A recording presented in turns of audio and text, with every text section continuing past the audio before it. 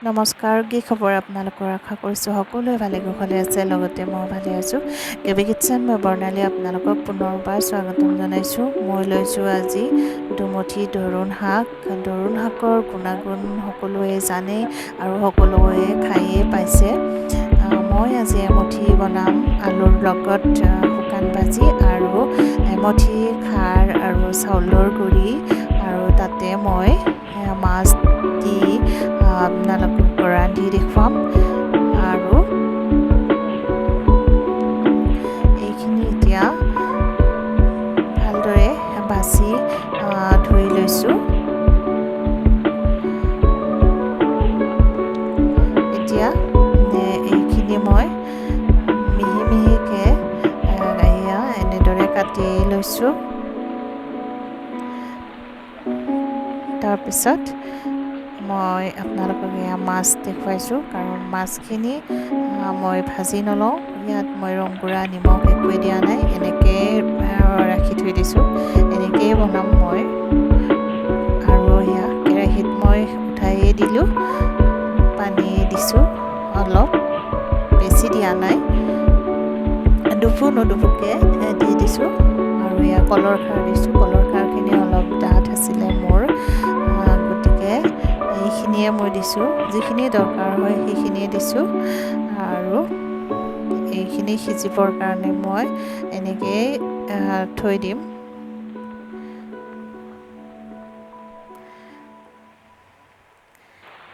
ধুনীয়াকৈ উতাল আহিছে আঞ্জাখন। এনেদৰে লাৰি দি থাকিব লাগিব ইয়াক, তেতিয়া এইখিনি সিজাত অলপ সহায় হয়।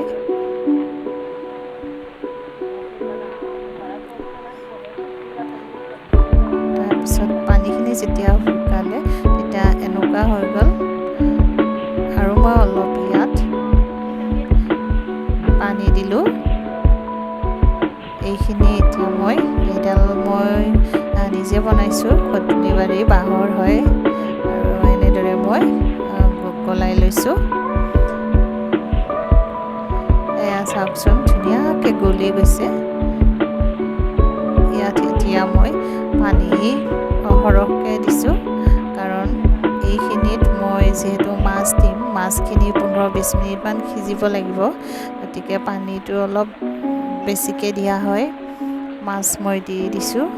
মাছখিনি দিওঁতে এটা কথা মন কৰিব, এই আঞ্জাখন একদম চুব নালাগে আৰু এনেকৈ 15 মিনিটমান উতাল আহিব দিম। তাৰপিছত মই এয়া দেখুৱাইছোঁ আপোনালোকক। মাছখিনি ধুনীয়াকৈ সিজি গৈছে।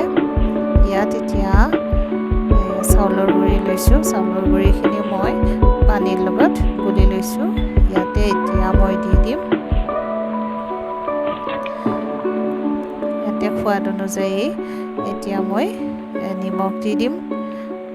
তাৰপিছত এইখিনি মই 5-10 মিনিটমান সময় উতাল আহিব দি দিম। তাৰপিছত হৈয়ে যাব এইখন। আৰু মই এফালে মোৰ তেল গৰম হৈ গৈছে, জিৰা দিছোঁ, নহৰু দিছোঁ মিহি মিহিকৈ কাটি লোৱা, আৰু পিঁয়াজ দি দিলোঁ। আৰু শুকান জলকীয়া 2টা, মই আগত দিয়া নাই, পিছত দিছোঁ শুকান জলকীয়া। এইখিনি অলপ ভালদৰে ভাজি ল'লোঁ। আৰু এতিয়া কাটি থোৱা মই আলুখিনিও দি দিলোঁ। আৰু এতিয়া দৰুণ শাকখিনিও মই দি দিলোঁ। এইখন ভালদৰে ভাজি ল'ব লাগিব, কাৰণ ইয়াৰ এটা গুণ থাকে।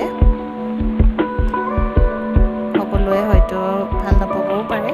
মই ৰংগুড়া অলপ দিলোঁ আৰু নিমখ অলপমান দিলোঁ সোৱাদ অনুযায়ী। এনেদৰে মই ল' ফ্লেমত এনেকৈ ভাজি থাকিম। বনাব বহুতেই সহজ হয়। তাৰপিছত মই এনেদৰে ঢাকনখন মাৰি দিছোঁ।